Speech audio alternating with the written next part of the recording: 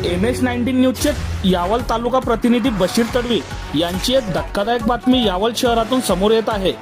कर्जबाजारीपणामुळे युवकाची विहिरीत उडी, 2 दिवसानंतर मृतदेह आढळला। यावल तालुक्यातील वडरी गावाजवळ बाळकृष्ण सदाशिव यांच्या शेतातील विहिरीत एका युवकाचा मृतदेह आढळून आल्याने परिसरात खळबळ उडाली। मयताचे नाव सिकंदर इस्माईल उर्फ गप्पार तडवी असे आहे।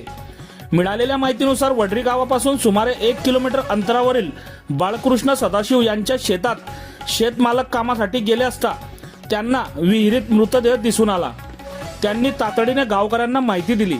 घटनेची माहिती मिळताच ग्रामस्थांनी घटनास्थळी धाव घेतली। यावल पोलीस घटनास्थळी दाखल होऊन पंचनामा करून पुढील कारवाई सुरू केली। घरच्यांकडून मिळालेल्या प्राथमिक माहितीनुसार सिकंदर तडवी यांनी त्यांची शाईन दुचाकी 20,000 मध्ये यावल येथे गहाण ठेवली होती। आर्थिक अडचणी आणि त्यातून निर्माण झालेल्या तणावामुळे त्यांनी विहिरीत उडी घेऊन आत्महत्या केल्याचा प्राथमिक अंदाज व्यक्त करण्यात येत आहे। या प्रकरणाचा अधिक तपास यावल पोलीस करत आहेत।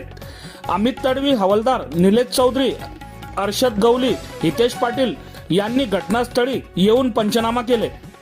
आत्महत्येचे नेमके कारण पोलीस तपासानंतर स्पष्ट होणार आहे। बघत रहा MH19 न्यूज। मुख्य संपादक श्रीकांत वानखेडे सोबत ब्युरो चीफ जोएब सय्यद, जळगाव जिल्हा, महाराष्ट्र।